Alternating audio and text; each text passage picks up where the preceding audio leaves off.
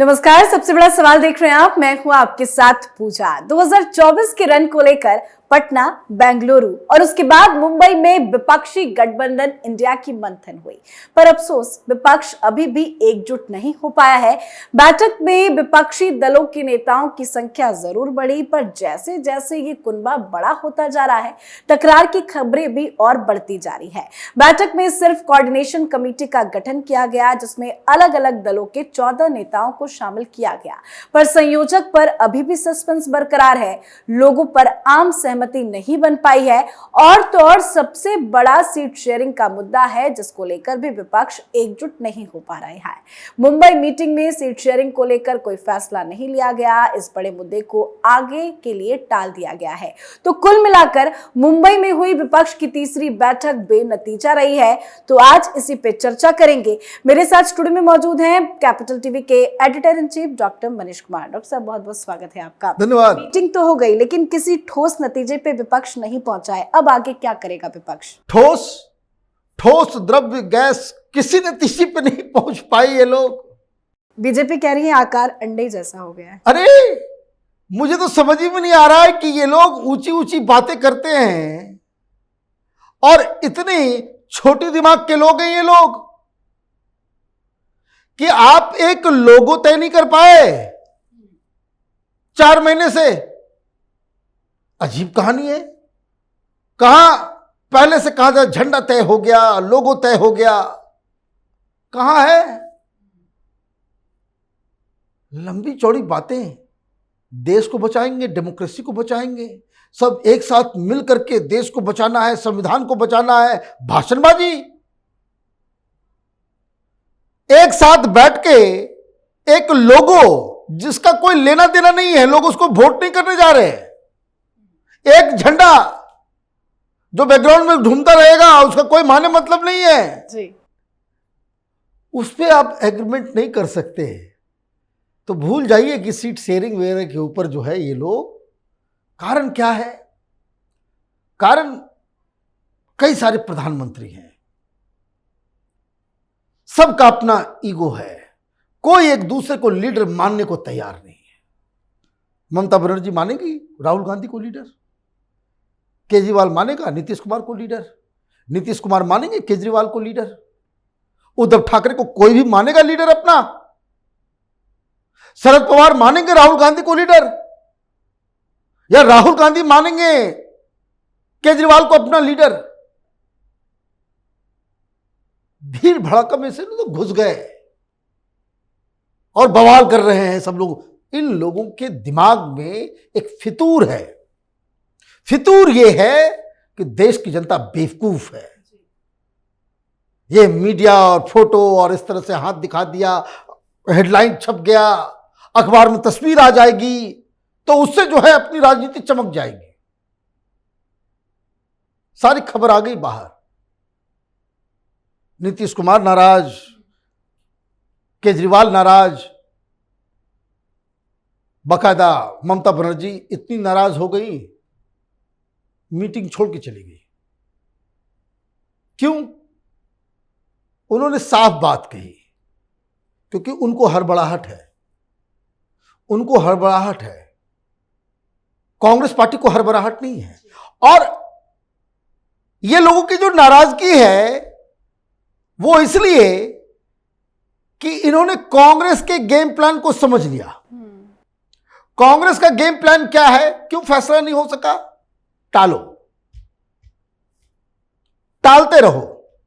क्यों टालते रहो? अभी तो हम सिर्फ कर्नाटक जीते हैं, हिमाचल जीते हैं, और जैसे ही ये 1 महीना 2 महीना बीतेगा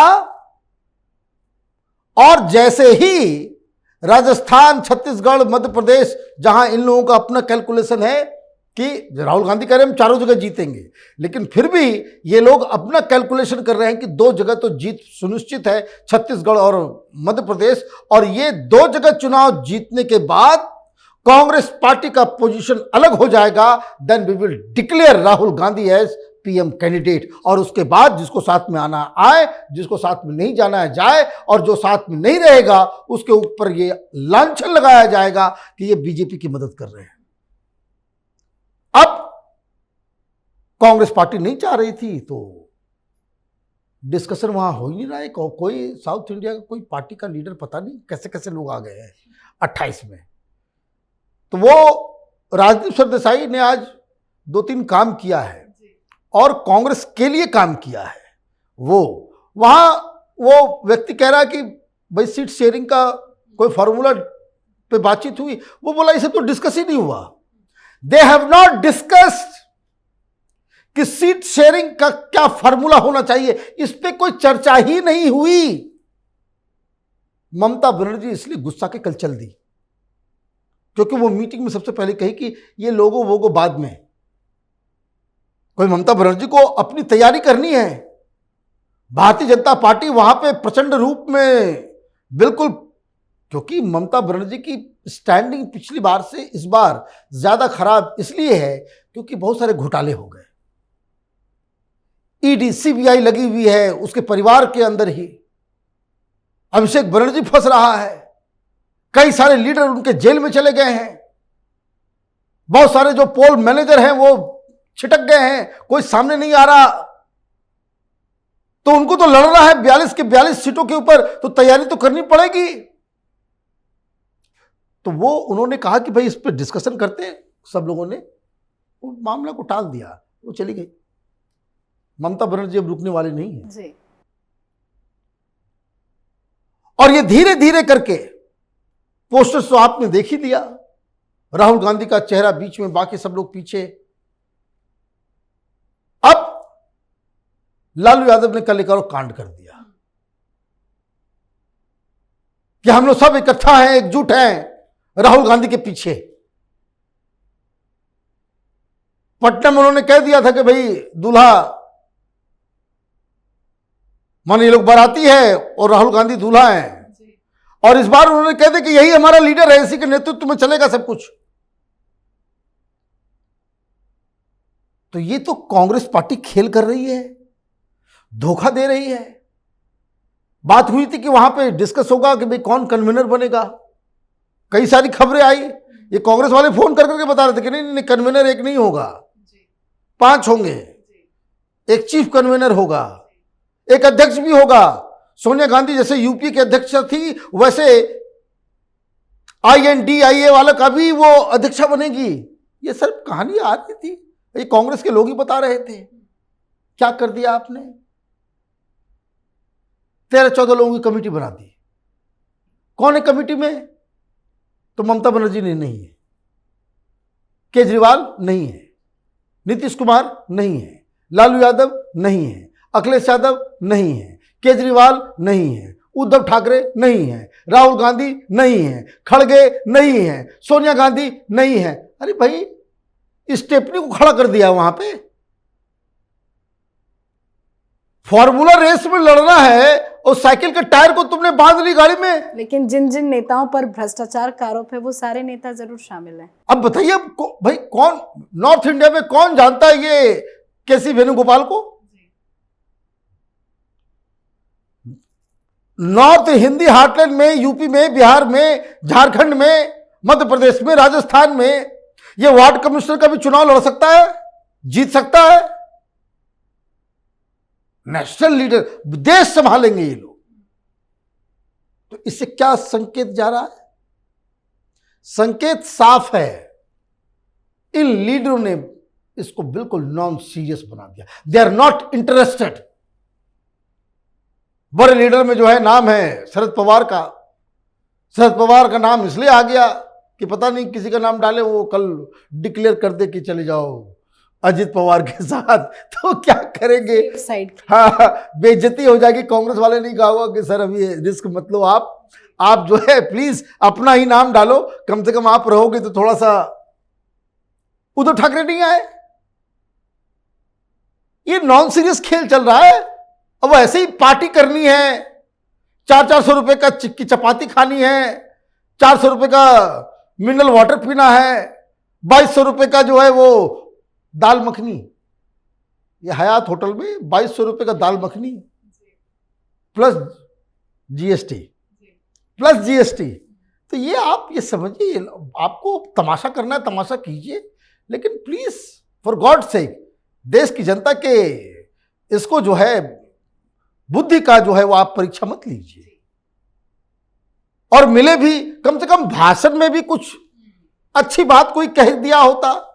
राहुल गांधी वही एक राउंड बोल गए, फिर अचानक उनको याद आया क्या रे वो थैंक यू हो गया, फिर अचानक याद आया तो मैंने तो लद्दाख के बारे में बात नहीं किया। चीन नाराज हो जाएगा, आ जाएगा फोन एम्बेसी से कि भाई आपने सब मुद्दा उठाया, हमारा मुद्दा नहीं उठाया, तो फिर लौट के आए तो बोले देखिए चीन अंदर घुस गया है। अरे गजब, आप टमाटर आलू यही सब करते रहिए। देश विपक्ष से ये चाहता है कि गवर्नेंस का आपके पास मॉडल क्या है। खाली अडानी अडानी कहने से काम थोड़ी चलेगा। प्राइवेट सेक्टर्स के साथ आपकी क्या रणनीति रहेगी वो बताओ। एफडीआई को लेकर के, फॉरेन इन्वेस्टमेंट को लेकर के तुम्हारी राजनीति क्या होगी, रणनीति क्या होगी, पॉलिसी क्या होगी ये बताओ। चाइना घुस गया, चाइना के साथ क्या रिश्ता तुम रखोगे ये बताओ, क्योंकि हिंदुस्तान भूला नहीं है कि मुंबई में पाकिस्तान से आतंकियों ने घुस के मारा और इन सब की जो है ना पतलून गीली हो गई। और प्रधानमंत्री मनमोहन सिंह बोल रहे हैं कि नहीं, अगर हमने कोई एक्शन ले लिया पाकिस्तान के खिलाफ तो मुसलमान नाराज हो जाएंगे। घृणित किस्म के बयान। भाई यही ए.के. एंटनी साहब है, रक्षा मंत्री थे, इन्होंने कह दिया भाई चीन के बॉर्डर्स के आसपास जो है हम कोई रोड नहीं बनाएंगे, हम अगर बनाएंगे तो चीन नाराज हो जाएगा और ज्यादा नाराज हो जाएगा तो वो अंदर घुस जाएगा और हमारे रोड को वो इस्तेमाल करने लग जाएगा। वाह। तो राहुल गांधी जो काम करते हैं वही करें, जाएं फिर से। अब हो गया, मीटिंग हो गई, अब खबर आ रही है कि 10-15 दिन के लिए फिर वो यूरोप जा रहे हैं घूमने घामने के लिए। तो ठीक है, नाइस हॉलीडे, तो उनको मुबारकबाद कि भाई आप जाइए, एंजॉय कीजिए। ये अच्छा सूट करता है इनके ऊपर, हैप्पी गो लकी किस्म के व्यक्ति हैं। राजनीति, politics is a serious business, यहाँ सीरियस कमिटेड लोगों की आवश्यकता है। इसमें इस तरह के पार्ट टाइम पॉलिटिशियंस की जो है वो आवश्यकता नहीं। जी, बहुत बहुत धन्यवाद समझाने के लिए। धन्यवाद।